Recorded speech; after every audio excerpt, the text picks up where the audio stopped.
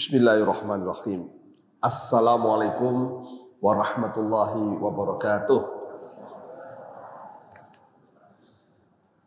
Innal hamdalillah nahmaduhu wa nasta'inuhu wa nastaghfiruhu wa na'udzu billahi min syururi anfusina wa min sayyiati a'malina.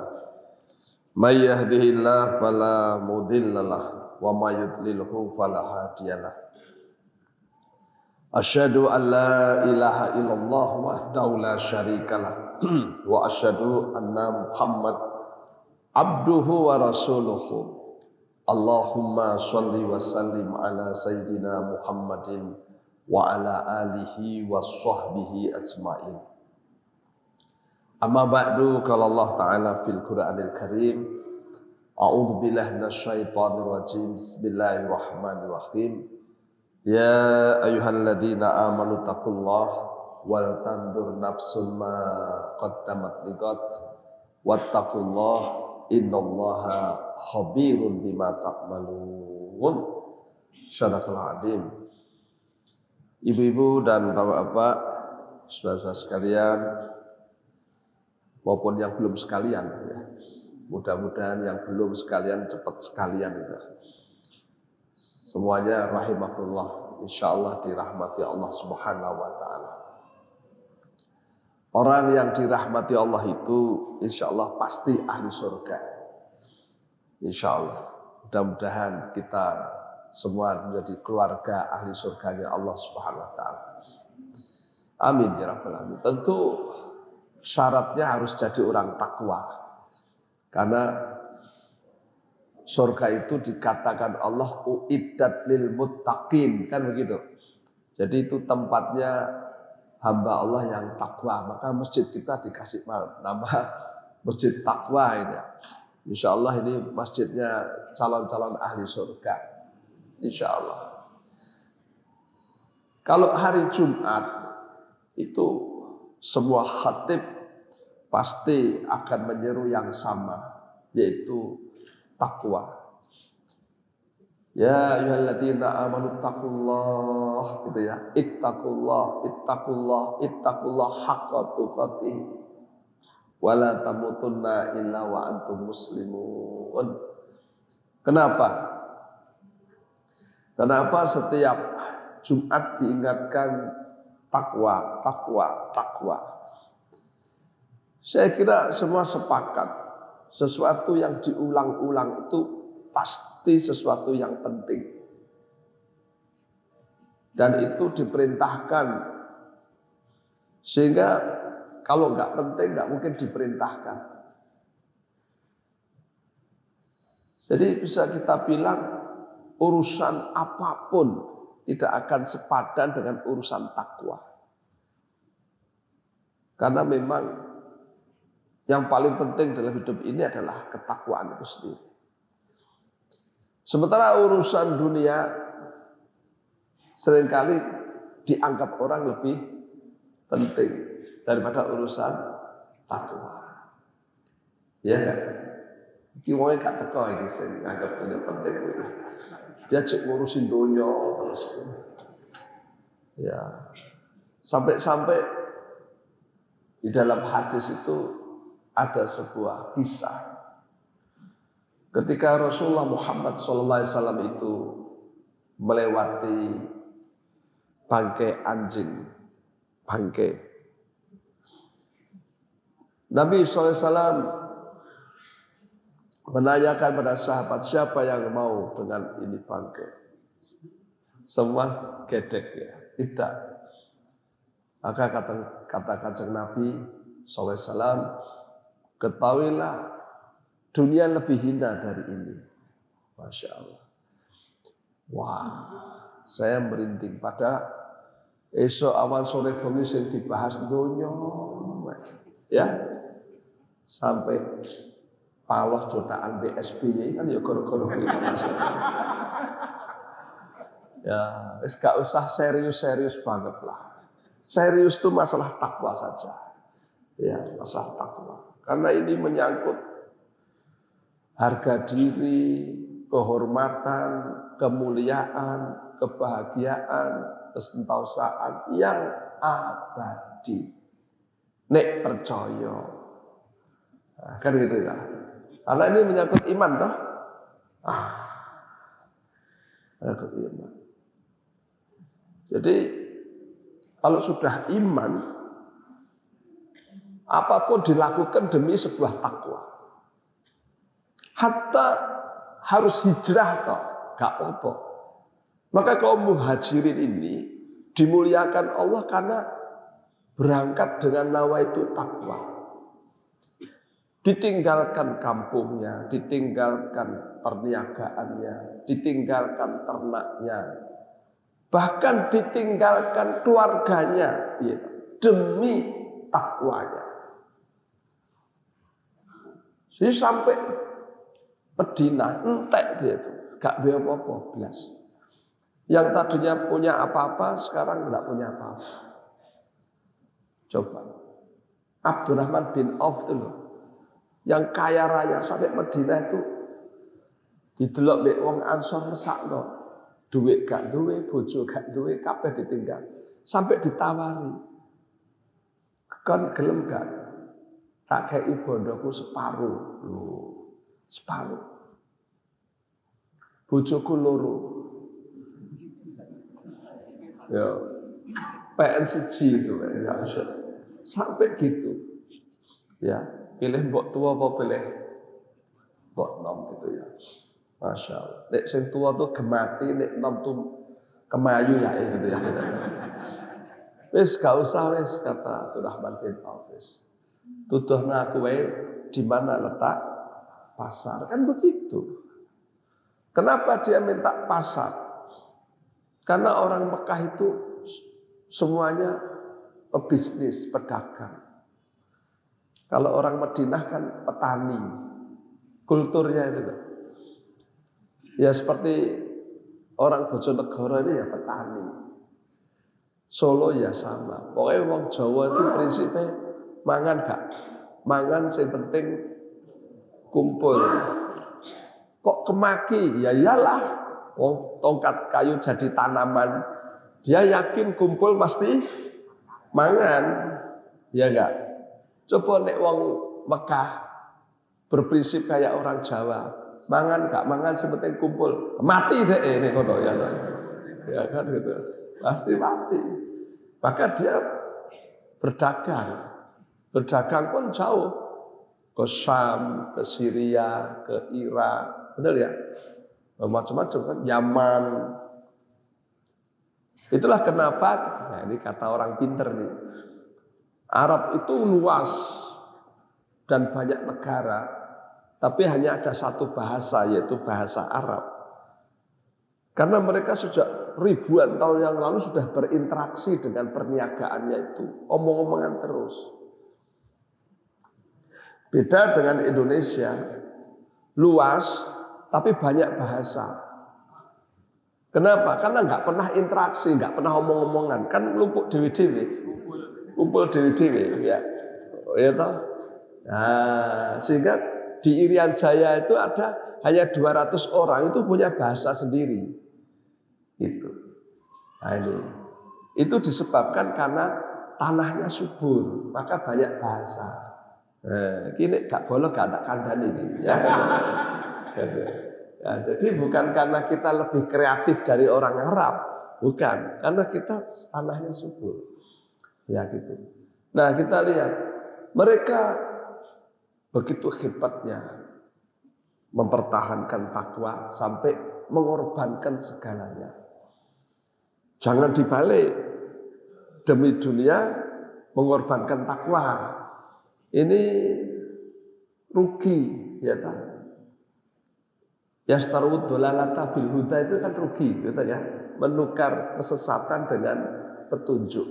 Nauzubillah min dzalik. Nah, diingatkan pula, ya ayyuhalladzina amanu taqullaha wal tandur nafsun ma qaddamat liqad. Ini kan berarti kan itu penekanan. Wattaqullaha innallaha khabirun bima ta'malun. Jadi supaya kita orang yang punya visi, Visi jauh itu bukan 2050, bukan.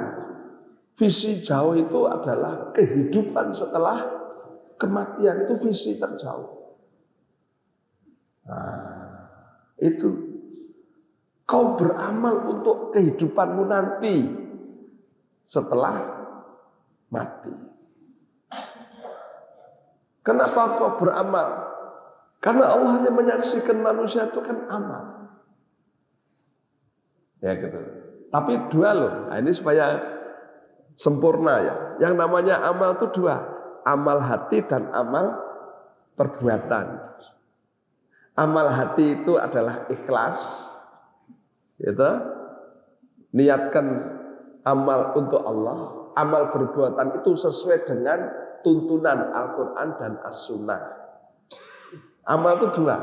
Walaupun sesuai dengan Al-Quran dan Sunnah, tapi kalau tidak ikhlas, tidak termasuk amal soleh.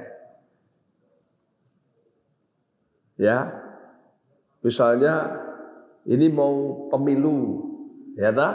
Nanti kan banyak orang nyumbang karpet, horen gitu ya. Kemudian ngaspal jalan gitu ya. Amal soleh enggak? Amal soleh. Tapi ketika ditanya niatnya, ojo lali milih aku 2024 gitu ya. Nah ini bukan soleh. Dapat pahala enggak? Tidak. Bahkan dapat siksa neraka. Karena itu termasuk syirik. Menduakan Allah dari sisi niat. Nah ini berbahaya. Ini malah calon-calon ya. Nah, jangan sampai niatnya salah. Berbuat baik itu dikatakan baik kalau dimulai dari niatan yang baik. Jadi ikhlas itu karena Allah.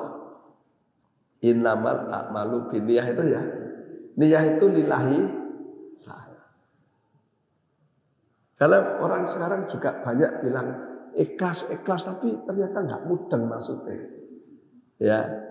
Contoh misalnya saya beli pecel Madiun gitu ya di satu warung. Ketika saya selesai makan, tahu-tahu dibayari sama teman saya. Nah, teman saya itu tidak Islam. Ya. Terus, Pak sudah dibayarin bapaknya ini, kata yang jual itu pecel tadi. Lah kok dibayari? Saya bilang.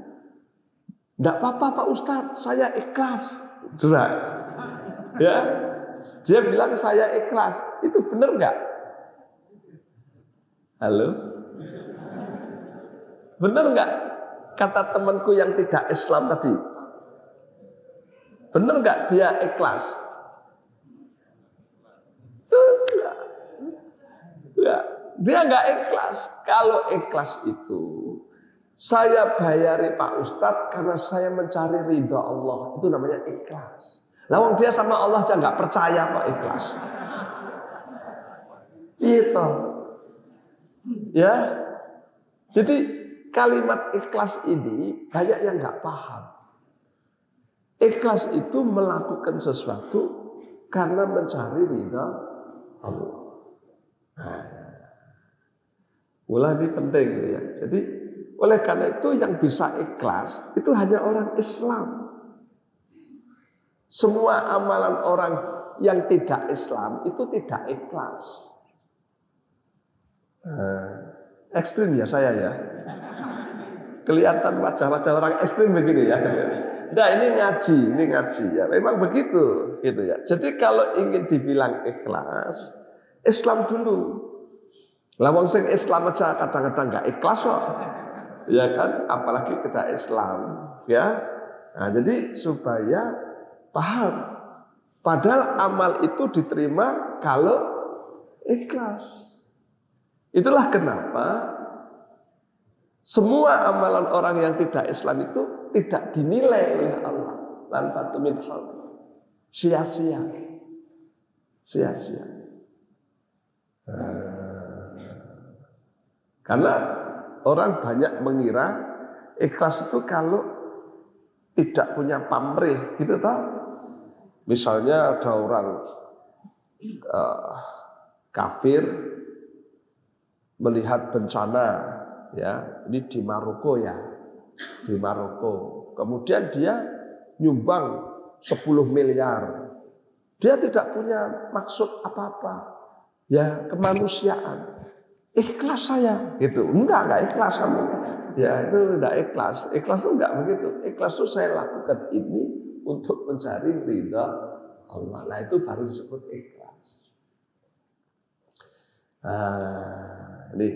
Nah, maka setiap orang mukmin disuruh takwa. Lakukanlah amalan-amalan soleh. Yang itu kau lakukan karena Allah. Sebab apa? Itu nanti yang berguna ketika kau bertemu dengan Allah. Banyak hadis disampaikan oleh Pak Kiai itu. Sok nek awake dhewe mati, sing keterno nek kuburan telu. Kan itu ya. Siji bandane, loro keluargane, telu amale. Sing loro kan bali, bondo karo keluarga. Sing setia amal, yaitu ya itu. Jadi kalau ada orang kasmaran jatuh cinta bilang I love you full, ya toh, aku cinta padamu sehidup semati, anak pusi, gak ono sehidup semati, mati yo kawin meneh kok ngati ora kata. Ya kata ya enggak bisa, sudah mati nyemplung di kuburan kok ya enggak. Sing sehidup semati itu amal. Nah, oleh karena itulah ibu-ibu, bapak-bapak, maka mari kita jadi orang takwa. Karena orang takwa itu pasti beramal. Ya Kak, pasti beramal. Karena alladzina amanu wa amilus shalihat itu setali 3 uang, nggak bisa dipisah. Orang takwa itu pasti beramal. Tapi kalau orang beramal belum tentu orang yang takwa. Kan gitu. Nah, maka bertakwalah ya dengan beramal untuk yaumul akhir. Begitu. Nah, sekarang apa itu takwa? Nah, ini penting. Kalau nggak dijelasin nanti dikira tahu, ya kan gitu ya. Nah, kata Ali bin Abi Thalib, ya takwa itu didefinisikan beliau. Takwa adalah yang pertama adalah al-khauf minal jalil, yaitu takut siksanya Allah, itu takwa. Jadi orang takwa itu setiap hari itu ada rasa takut. Nah, sementara umumnya orang kan takut tua, ya kan? Takut miskin, takut mati, dan takut-takut yang lain. Nah, kalau takut-takut yang begini ini bikin kita susah. Ya kan? Takut miskin susah, takut tua susah, takut mati susah. Tapi kalau kita ingin bahagia, takutlah kepada Allah. Gitu. Nah, orang yang takutnya habis untuk Allah, dia insya Allah tidak takut dengan apapun. Ini akibat takut kepada Allah ini adalah merasa amalnya belum banyak. Nah gitu. Ya Allah, ojo-ojo kok kayak amalku kurang, ya kan? Sehingga termotivasi untuk beramal. Karena takut kepada Allah, merasa dosanya masih banyak. Nah ini jangan-jangan dosaku itu belum diampuni. Sehingga dia banyak bertobat, istighfar. Ini dampaknya. Oleh karena itu orang ini jadi orang yang banyak istighfar, banyak tobat, dan banyak amal. Itu didorong dengan rasa takut. Ini takwa. Yang kedua, kata Ali bin Abi Thalib, yaitu wal amal bitanzil. Dia beramal dengan apa yang diturunkan Allah, Al-Quran dan tentu As-Sunnah. Begitu. Jadi selalu dicocokkan. Ini sesuai enggak sama Al-Quran? Sesuai enggak dengan sunnah Rasulullah Sallallahu Alaihi Wasallam. Sehingga kalau tidak sesuai, tidak. Kalau ngaji TPA itu kan gitu ya. Allahumma arhamna bil Qur'an waj'al lana imama wa nura wa huda wa rahmah, gitu ya. Akan gitu. Jadi kan dia sebagai imam kita, petunjuk kita. Kan gitu. Yang namanya imam itu kan yang diikuti. Jadi dia sebagai imam petunjuk yang diikuti. Di Indonesia ini negara itu imamnya presiden. Ini kayaknya presiden banyak nggak diikuti malah dipisui gitu ya Mas. Enak gitu. Rocky Gerung ya. Nah, imam itu diikuti kan gitu ya, imam ya kan. Nah, Al-Quran dijadikan imam itu artinya Al-Quran dijadikan pedoman yang diikuti. Ya, betul nggak Bu? Gitu. Semua yang di Al-Quran itu diikuti nggak? Dipedomi. Ada yang salah nggak dari Al-Quran? Betul ya. Tapi kata ibu-ibu ada yang salah itu. Ya. Jadi kalau laki-laki boleh nikah 2, 3, 4 tuh itu termasuk benar apa salah itu?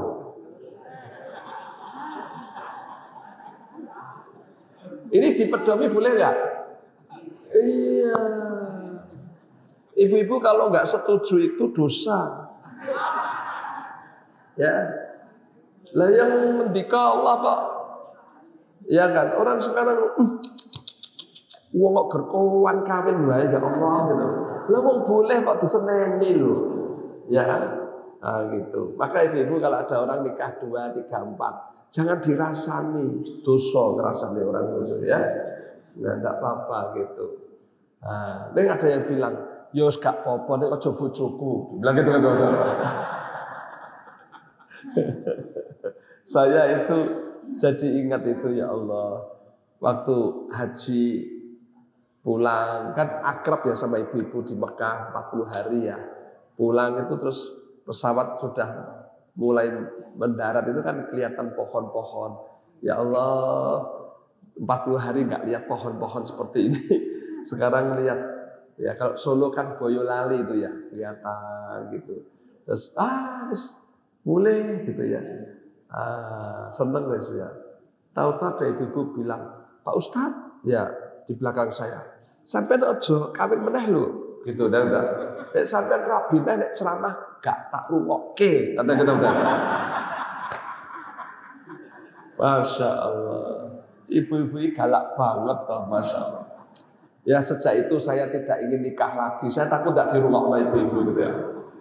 Baik ya. Jadi intinya beramallah sesuai dengan Al-Quran. Wa syukru alallahi jazil waridho bil qalil. Nah, yang ketiga kata Ali bin Abi Thalib, syukur dengan nikmat Allah, ridho dengan yang sedikit. Ya, jadi semua sidik-sidik alhamdulillah. Ya, sedikit ridho. Nah, enggak usah apa ya, minta yang banyak. Wong yang banyak itu nggak mesti nikmat, betul nggak? Nah, ini istri saya minta lemari lagi. Kenapa? Nggak cukup baju banyak. Ya bajumu yang dikurangi, bukan lemarinya yang ditambah, ya kan gitu ya. Kan gitu ya. Kadang-kadang kebalik-balik ya. Kalau banyak itu malah bikin pusing, ya kan? Ridho dengan yang sedikit gitu. Nah, angel gitu ridho yang sedikit ya. Sedikit alhamdulillah. Ada saudaranya datang dari Jakarta sampai di Bojonegoro, dia tidurnya sekarang di hotel. Kan Bojonegoro banyak hotel sekarang ya. Lu enggak tidur di rumah wes kok enggak ngerepoti. Terus dia cerita sama teman-temannya, saudara itu kaya banget. Dia datang naik pesawat sopirnya suruh datang ke sini bawa mobil, di sini dia kemana-mana naik mobil. Wah, duwe akeh ramong. Lah kok mulih ku lho, nyangoni aku 100.000 toh. Ya Allah, sugih kaya kok 100 ya Allah gitu. Nah, ini ya, ini termasuk tidak ridho dengan yang sedikit ya. Nah, jangan. Alhamdulillah, sedikit alhamdulillah. Kalau alhamdulillah kita bahagia. Insya Allah. Ya, ridho dengan yang sedikit. Itulah takwa. Saya diminta ngisi pengajian di Tawangmangu itu Candi Sukuh katanya. Dia ngebel, nanti Pak Ustadz datang sendiri ya, malam lagi. Waduh, nggak dijemput, nggak. Nah, ketemuannya di mana? Di Candi Sukuh. Waduh, tinggi banget itu. Akhirnya saya ke situ. Habis maghrib saya sudah berangkat. Terus dia naik motor, ngikuti saya. Wah, uji nyali tempatnya, masya Allah, jurang-jurang itu. Tapi nanti pokoknya jangan kundur dulu, pulangnya besok kata dia. Sare di sini, nggih saya bilang. Aku miduk yo wedi yo, masya Allah.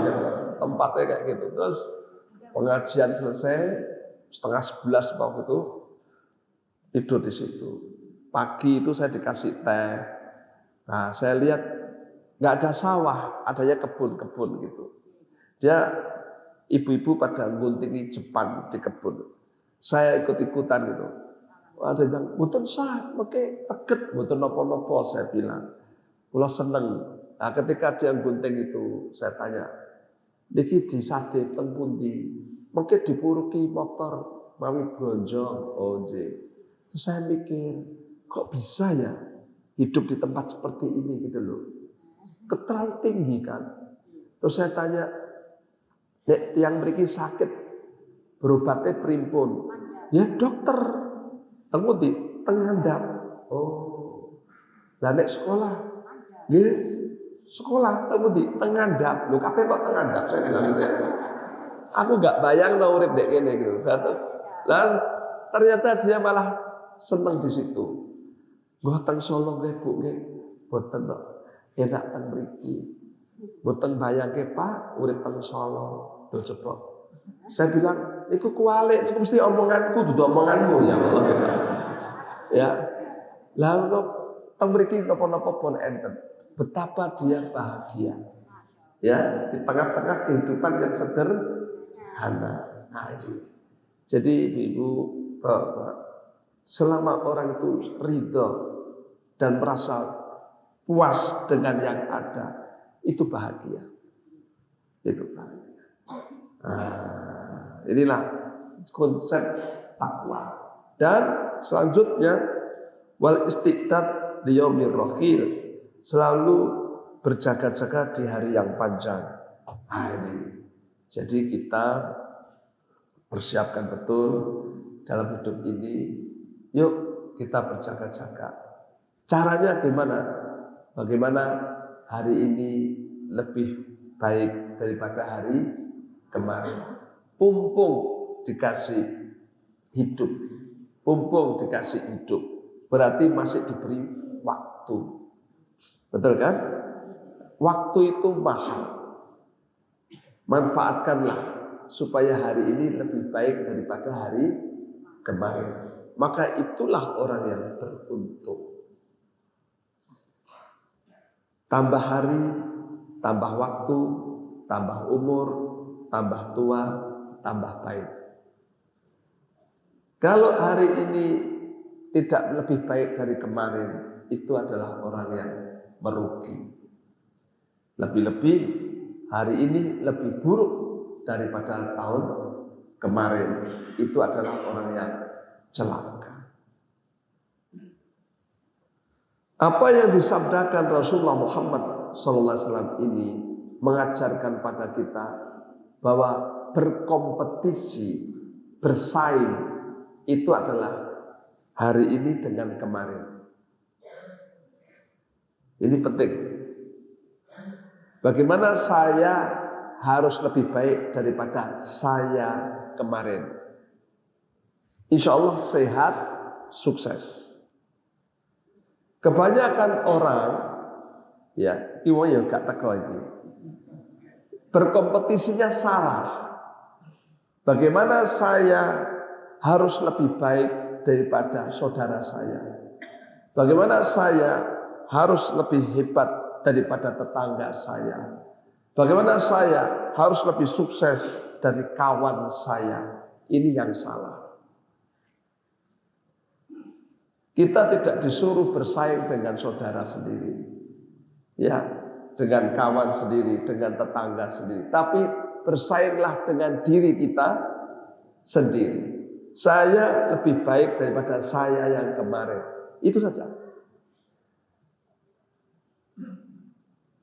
Karena hidup ini berkawan, hidup ini berteman, hidup ini bersaudara, bukan bersaing. Sekarang kok banyak orang itu, kalau tetangga sebelah punya mobil baru, dia merasa kalah bersaing. Betul kan? Sebelah mobilnya baru, dia masuk angin. Karena merasa kalah bersaing. Nanti tangga sebelah punya rumah baru, tambah opnam dia. Masya Allah. Apalagi punya istri baru. Karena gitu ya, Masya Allah. Nah inilah. Sehingga banyak orang itu akhirnya diisi dengan kebencian, kedengkian. Karena merasa kalah bersaing dengan orang. Ya, tidak sehat. Ya. Saudaranya, kakaknya, adiknya sukses, sakit hati. Betul? Kawannya sukses, kawan sekolah, sekarang jadi orang hebat. Dia dengki. Itu dulu temanku SMP. Aku ya heran kok, bisa pekok loh. Saya kira sugih ra wong bilang. Ya tak. Kalimat-kalimat kebencian itu muncul. Kenapa dia dibilang pekok, bodoh, karena dia merasa kalah bersaing. Itu. Sudah, ya. Terus nuduh-nuduh. Mungkin besok ijazah ya palsu loh. Orang yang gini-gini biasanya orang yang merasa kalah bersaing. Jangan punya pikiran, perkataan, perbuatan yang jelek, gak usah. Ya, kita ini akan jadi lebih sehat, akan lebih positif, akan lebih baik. Itu kalau kita itu bersaing dengan diri kita sendiri saja. Nah ini baik kita paham ya. Udah nggak usah bingung sama orang-orang, ngapain? Ya kan? Orang sana makan, minum, ibadah, kerja, tentram, kamu malah habis energi mikirin orang. Kan tidak ada manfaatnya. Tidak ada manfaatnya. Coba kalau kita tuh, wah saya harus baik, lebih baik daripada kemarin.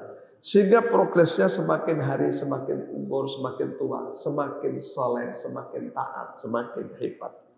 Insya Allah. Dalam baca Al-Quran dulu ada kalimat one day, one juz, one surah ya.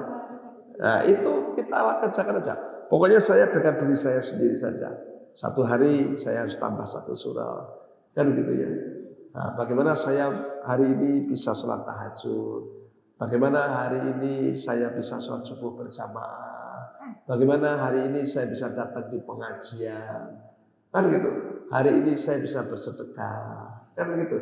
Ini yang kita pikirkan setiap hari. Orang lain nggak usah lah. Ya. Jangan sampai menjadikan itu lawan kita. Karena orang lain itu adalah saudara kita. Nah, ini yang penting. Nah, insya Allah. Kalau kita itu berpikir yang bagaimana saya lebih baik dari kemarin, kita hidupnya akan berkualitas dan insya Allah bahagia. Ibu bapak yang terhormat,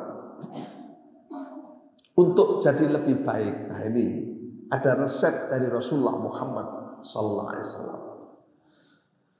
Beliau mengatakan begini, Inna fil jasadi mudghah, idza salahat salahat kullaha, Wa idza fasadat fasadat kullaha. Ala wahya al-qalb. Ini hadis sangat populer. Sungguh di dalam tubuh manusia ada segumpal darah. Jika ini baik, maka baiklah semuanya. Jika yang segumpal ini buruk, maka buruklah semuanya. Ketahuilah segumpal darah ini adalah hati. Jadi hati inilah yang menentukan baik dan buruknya kita. Hati yang baik akan menjadikan orang ini punya niatan yang baik. Sikapnya jadi baik. Ucapannya jadi baik. Pikirannya jadi baik. Perilakunya baik. Dan insya Allah nasibnya pun jadi baik. Yaitu ahli surga. Tapi kalau hatinya buruk, dia akan mendorong orang ini untuk berpikir yang buruk. Ucapannya buruk. Sikapnya buruk. Perbuatannya buruk. Dan puncaknya, nasibnya pun menjadi buruk. Semua dimulai dari hati. Maka A'agim pernah bilang, jagalah hati, jangan kau nodai. Dulu lagu ini banyak dihafal ibu-ibu. Sekarang enggak lagi. Saya kira sebabnya apa, saya juga sudah ngerti gitu ya.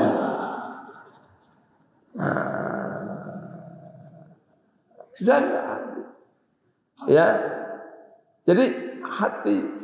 Nah, hati ini baik buruk ini secara makna, bukan secara fisik. Liver bukan. Sebab kalau secara fisik mungkin sama.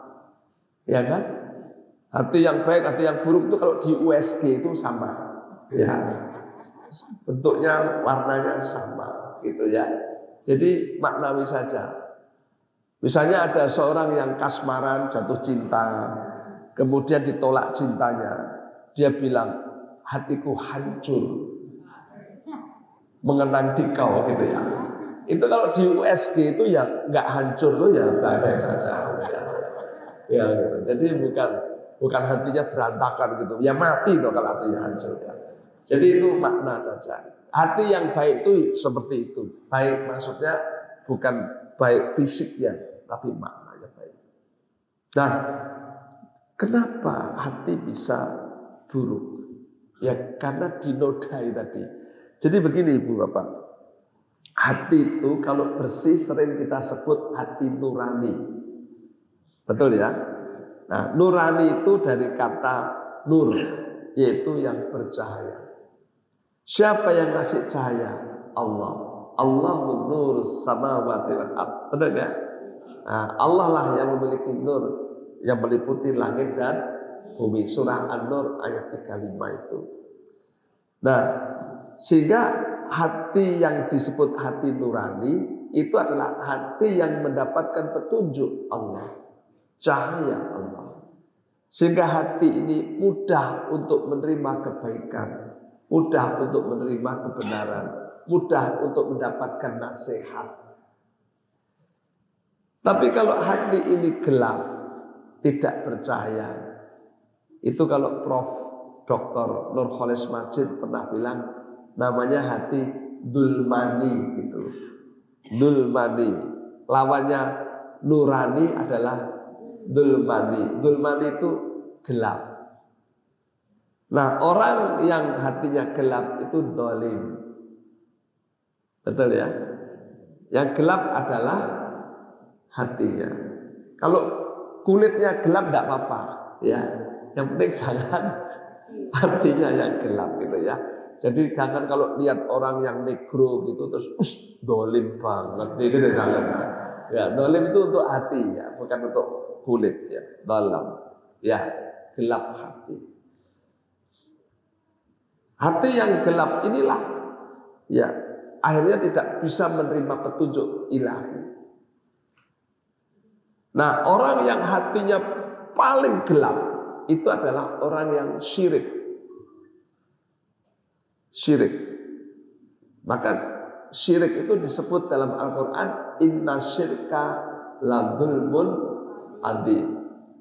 Jadi kesyirikan itu adalah kezaliman yang paling besar. Jadi yang paling membuat hati menjadi gelap gulita itu syirik. Kalau orang sudah gelap, ya ibarat kamar tertutup rapat, tidak ada jendela, tidak ada pintu. Walau terik matahari bersinar begitu terang benderang, tidak ada satupun cahaya yang bisa tembus ke dalam, sehingga tetap gelap gulita. Ini yang digambarkan oleh Allah, innal ladzina kafaru sawaun alaihim a'andatahum am lam tundirhum la yu'minun. Kenapa? Karena khatamallahu ala qulubihim. Gitu ya. Allah telah menutup hati mereka. Gitu. Nah, jadi karena itu ibu bapak, kalau gelapnya mata itu paling tidak bisa melihat warna. Betul ya? Maka orang yang matanya itu buta, disabdakan Nabi SAW, jika orang ini sabar, Allah akan ganti 2 biji matanya yang buta itu dengan surga. Ya, hari ini kita kasihan kepada mereka, padahal nanti di akhirat mereka adalah orang yang bahagia karena sabarnya dengan buta. Orang yang gelap mata tidak lagi melihat warna, betul ya? Apalagi rupa, tidak. Ini yang orang buta yang baru heboh itu namanya Aryani. Putri Aryani, ya, Masya Allah. Putri Aryani ini dikatakan dia tidak melihat dunia, tapi dunia melihat Putri Aryani gitu. Masya Allah. Nah, dia tidak melihat apa-apa, gelap gulita. Semuanya gelap. Yang namanya gelap itu hanya satu warna, hitam. Kalau Anda tanya, ini warnanya apa? Dia bilang hitam. Kalau ini hitam. Kok kabeh hitam? Ya, karena buta. Maka kalau Anda tanya warna sama orang buta, dia bilangnya hitam. Yang salah bukan dia, yang salah yang teko. Gitu loh. Wong ngerti buta kok teko warna. Ya. Bahkan ada orang buta tempat saya itu diajak datang ke manten kondangan. Sampai di situ dia bilang, ini katanya dijak ke kondangan. Ya. Ke kondangan apa ke takziah layatan? Dia bilang, kondangan. Lo kok peteng-petengan? Kata dia gitu. Ya peteng sampai buta. Gitu ya. Ternyata dia bisa gagal dari sana. Ya, jadi gelap. Tidak apa-apa. Dia hanya gelap dari warna, cahaya dan sebagainya. Tapi hatinya terang benderang. Insya Allah tetap dalam kebaikan. Beda halnya kalau orang yang digelapkan itu adalah hati. Ketika hati ini telah gelap gulita, ya disebut kafir. Kafara itu kan artinya tertutup. Maka orang-orang yang hatinya tertutup disebut kafir, kan begitu ya. Ketika sudah tertutup gelap, dia warna tahu. Merah, kuning, hijau, biru tahu. Duit tahu. Wong ayu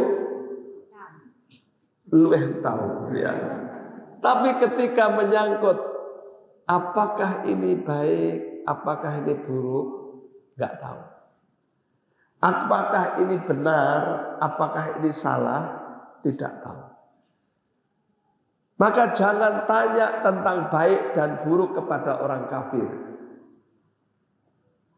Jangan pernah tanya tentang benar dan salah kepada orang yang gelap hatinya. Kalau mereka nggak bisa jawab, itu yang salah yang tanya. Paham ya? Mungkin sepintas panjenengan kaget. Masa Pak, orang kafir nggak ngerti baik buruk? Nggak ngerti. Nggak ngerti. Ya, misalnya ada minuman yang baik, ada minuman yang buruk. Itu yang tahu yang hatinya bercahaya. Susu baik, teh baik, kopi baik, ciu buruk, khamr. Tapi kalau orang yang buta hatinya, khamr gimana? Ya baik-baik saja. Kalau sampai doyan ya minum, gak apa-apa gitu. Betul kan? Maka dia tidak pernah mengharamkan khamr. Bahkan khamr itu bagian dari ritual agama. Iya. Karena mereka menggapai. Ada loh makanan yang jelek. Apa ya? Iya. Saya kira semua baik-baik aja. Katanya gitu. Loh, nek daging sapi baik, ayam baik. Tapi kalau babi jelek. Babi itu paling enak. Kata orang yang gelap hatinya. Kenapa dia nggak ngerti itu jelek? Karena nggak ngerti wong buta. Buta hati. Maka di Solo itu sampai ada 77 tempat rumah makan babi. Coba, apa enggak serem itu? Malah ada tulisannya gede banget, babi asli. Loh, makanya kita pun Masya Allah. Itu kan sangat demonstratif sekali kan ya, Masya Allah. Ya. Ngeri, ngeri. Lah yang makan siapa? Ya orang-orang yang gelap-gelap hatinya itu. Ini tak ngerti dia. Saya orangnya lugu gitu loh, kayak sampean gitu ya. Saya pikir itu semua orang tahu kalau yang namanya selingkuh itu jelek. Ternyata saya salah. Pagi-pagi jam 6 saya didatangi tamu tetangga. Yang perempuan ini muslimah sejak kecil. Yang laki mu'alaf. Menikahlah mereka. Dapat setahun 2 tahun datang ke rumah pagi hari. Sampai di rumah yang perempuan nangis-nangis. Pak Ustadz, tolong suami saya dikasih tahu, dinasihati katanya sambil nangis-nangis. Dia selingkuh katanya. Aduh, isu-isu enak ngopi karo mangan roti malah kedengaran dari wong selingkuh saya bilang. Terus saya bilang, Mas, ya. Apa benar yang diomongin istrimu ini? Gini loh Pak Ustadz, saya tuh nggak ngerti kalau itu ternyata nggak boleh. Loh, lah piye toh? Lah kan itu dudu bojomu. Ya tapi kan saya sama dia sama sukanya. Loh ini loh Pak Ustadz, kata istrinya.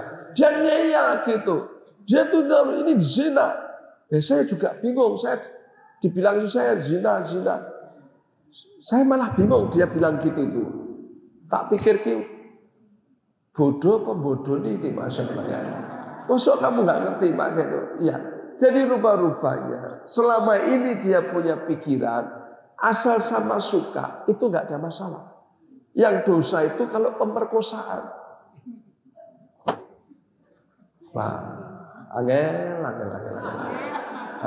teman tuturanmu ya. Nah. Saya setelah itu saya berpikir, oh berarti di luar sana, maksudnya di luar Islam, ya, yang begitu itu ternyata tidak semua menganggap itu jelek gitu loh. Karena selama ini yang dia pahami itu baik-baik saja.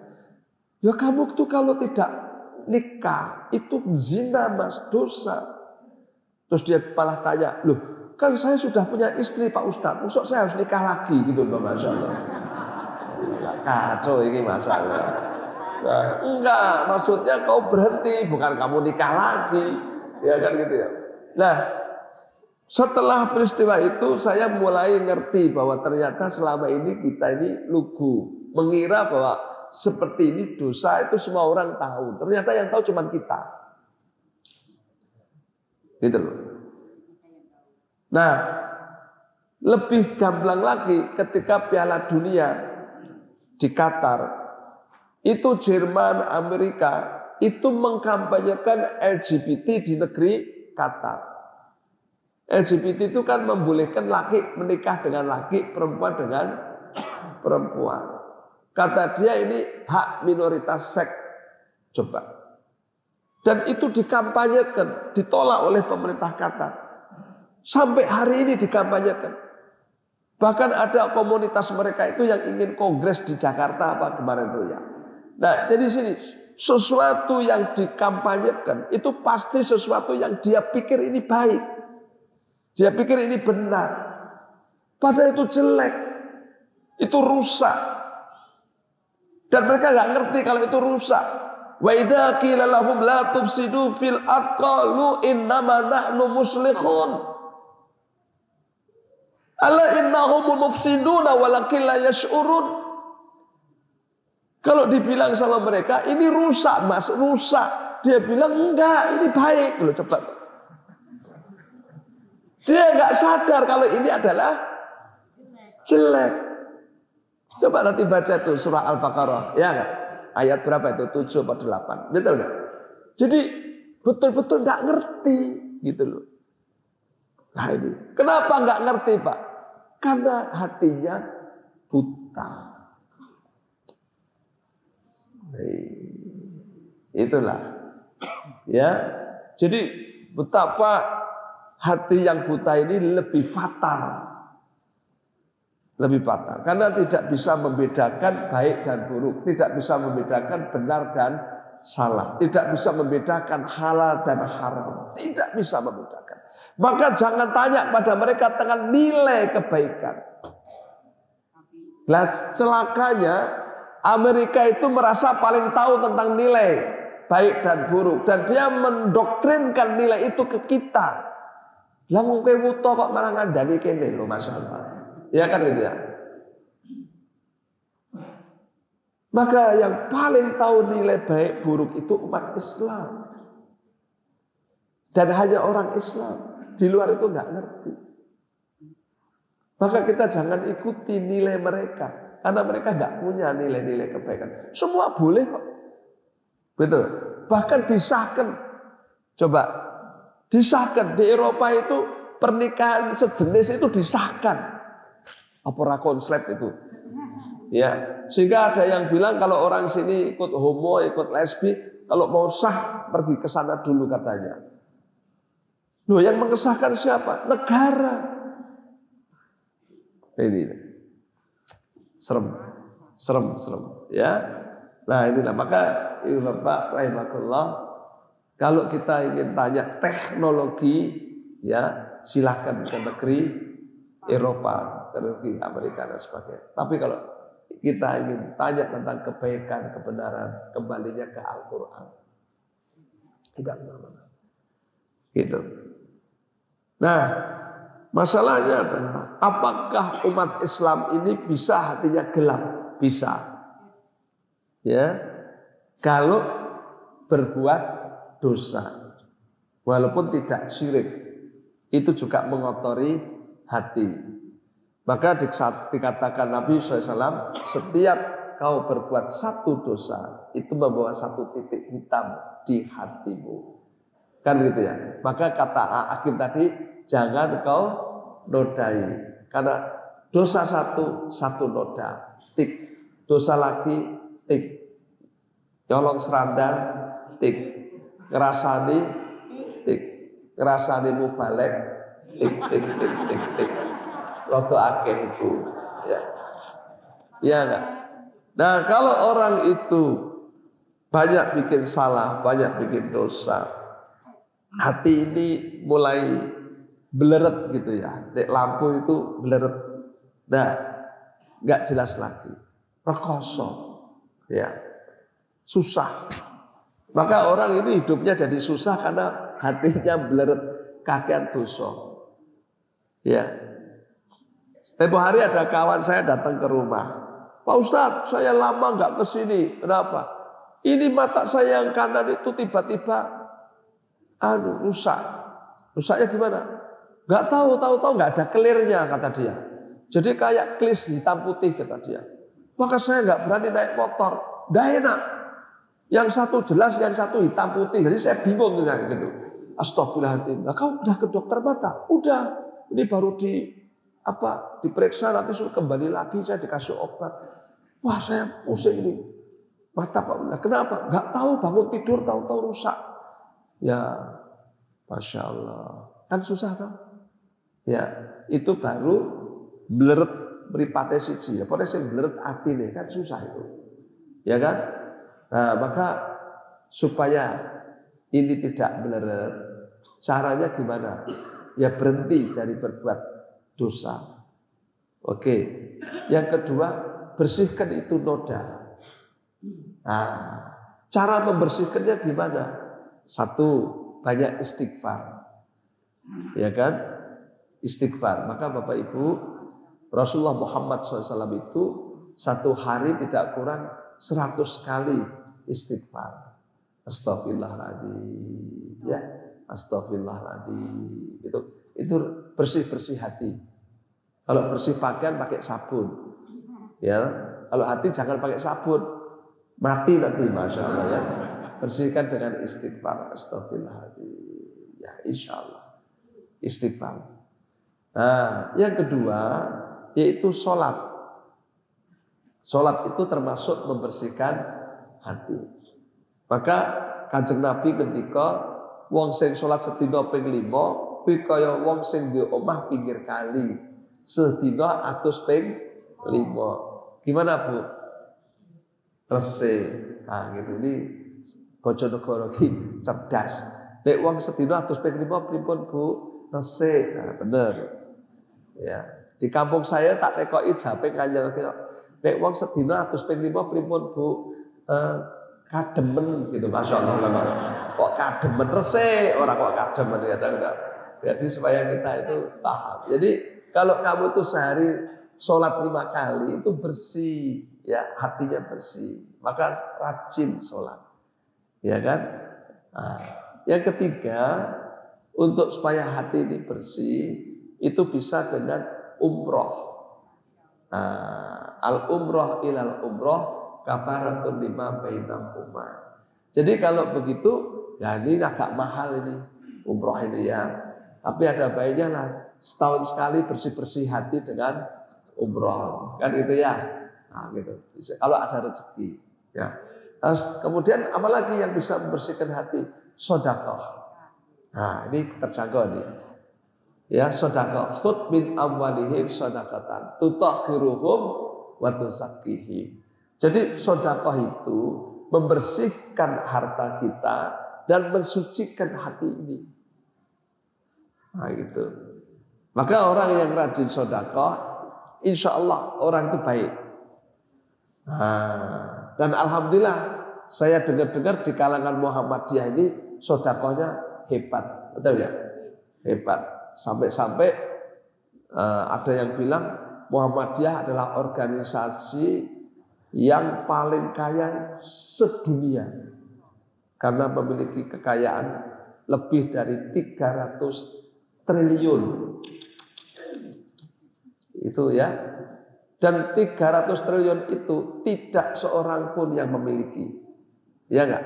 Sekolahan, pondok, rumah sakit, apalagi bom bensin, wis apa wae, tidak satu pun warga Muhammadiyah memiliki. Semua itu hasil daripada sedekah. Ya enggak? Infak. Inilah. Ini insya Allah bersih hatinya. Maka kalau saya lihat bapak-bapak, ibu-ibu Muhammadiyah ini kan nampak wajah-wajah tanpa dosa, itu kan begini ya, karena rajin sedekah itu. Masya Allah. Dan apakah orang yang miskin yang rajin sedekah? Tidak. Nah, karena Allah itu nek cara Jawa moh kepotangan karo kawulane. Allah tidak mau hutang budi sama hambanya. Jadi kalau ada orang itu beramal di jalan Allah dengan sedekah, dengan infak, dengan zakat, dengan umrah, dengan haji, Allah ganti berlipat-lipat.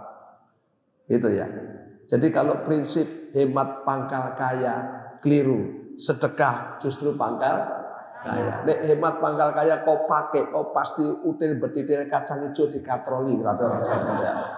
Pelitnya setengah mati itu nanti. Jangan ya, yang longgar sedekah. Datang seorang sahabat dalam tanda petik protes, ya Rasulullah, enak jadi orang kaya, ya enggak? Kita sholat, mereka sholat, kita puasa, mereka puasa. Giliran mereka sedekah, kita enggak punya apa-apa. Terus buntinya Nabi, wah Masya Allah, Nabi SAW itu kasih solusi. Beliau itu manusia yang selalu ada solusi, ya. Nah ini, kalau bisa kayak Nabi itu, kau baca tasbih sedekah, loh, kau baca tahmid sedekah. Nanti baca di Riyadhus Shalihin itu, ya. Kau baca takbir sedekah, kau baca tahlil sedekah, kau singkirkan duri tengah jalan sedekah, kau senyum sedekah. Coba kau ajak kebaikan, yuk kita ngaji sedekah. Kau cegah kemungkaran sedekah. Bahkan kau datangi istrimu, tak kumpuli bojomu, wih sedekah. Rupa-rupanya sahabat tertarik yang terakhir. Nyatanya sih ditekokno itu, ya kan? Ya Rasulullah, bagaimana itu disebut sedekah? Kan itu enak gitu lah kamu ya. Kata Nabi SAW, nek sing tok kumpuli bojone wong itu dosa gak? Dosa yang haram, dosa yang halal sedekah. Loh. Masya Allah, ya. Mungkin ada yang khawatir lah, kok nek peteng neh piye gak apa-apa ya.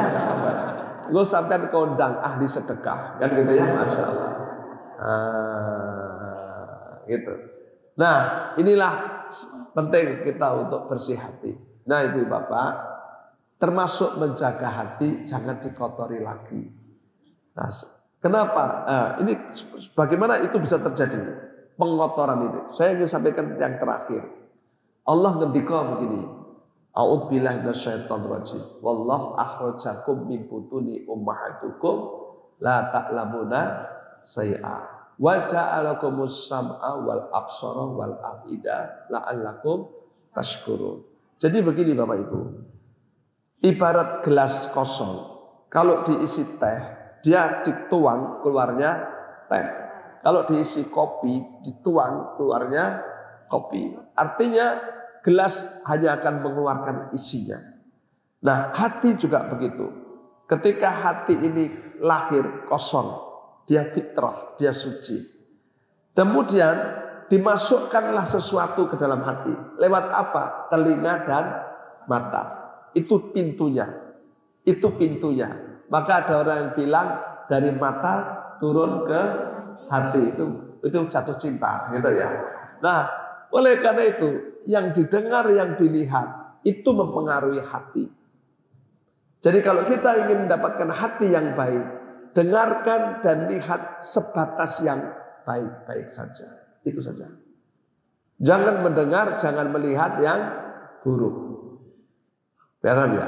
Jadi kayak Rocky Gerung pisuh-pisuh itu langsung jangan malah disebar-sebar ke, Masya Allah. Jangan, kalau ada yang buruk, jangan. Ini sekarang banyak itu. Orang ini sekarang suka ya kampanye presiden misalnya, memburuk-burukkan lawannya. Jangan, tidak boleh. Itu merusak orang namanya. Ya, jadi kalau kita ini buruk jangan dibawa kemana-mana. Ini merusak. Yang didengar, yang dilihat itu mempengaruhi hati. Betul kan? Nah, maka dengar yang baik. Nah, biasanya yang kita dengar, yang kita lihat itu kawan kita. Kawan kita, karena dia yang dekat. Oleh karena itu harus pilih kawan yang baik. Dirimu adalah siapa kawanmu. Begitu nasihatnya. Kalau ada yang bilang jangan pilih-pilih kawan, salahlah. Harus pilih. Harus pilih. Kawan kok nggak pilih-pilih. Betul nggak? Dulu sahabat Nabi SAW itu jahiliyah semuanya. Semuanya jahiliyah. Tapi sekarang semuanya mendapatkan gelar yang sama, radhiyallahu anhu. Allah ridho kepada mereka. Abu Bakar radhiyallahu anhu, Umar radhiyallahu anhu, Utsman radhiyallahu anhu, Ali radhiyallahu anhu, Aisyah radhiyallahu anha, semua radhiyallahu anhu. Kenapa mereka orang-orang yang diridhai Allah? Karena yang mereka lihat setiap hari Rasulullah SAW, yang mereka dengar setiap hari sabda-sabda Rasulullah SAW, maka mereka jadi orang-orang yang baik. Dan sebaik-baik zaman. Karena apa? Mereka adalah orang yang dekat dan melihat, mendengar orang yang terbaik, yaitu Rasulullah SAW. Oleh karena itu Bapak, teruslah mendekat, mendengar, kumpul dengan orang yang baik. Insya Allah kita akan jadi hamba Allah yang terjaga, menjadi hamba yang baik. Mudah-mudahan ini bisa mencerahkan hati kita, sekaligus menjadikan kita lebih baik ke depannya. Dan insya Allah kita akan jadi orang yang mendapatkan kehidupan yang baik dan nasib yang baik. Amin ya rabbal alamin. Kurang lebihnya mohon maaf. Arukalam subhanaka Allahumma wa bihamdika asyhadu an anta astaghfiruka wa atubu ilaik. Wabillahi taufiq wal hidayah. Assalamualaikum warahmatullahi wabarakatuh.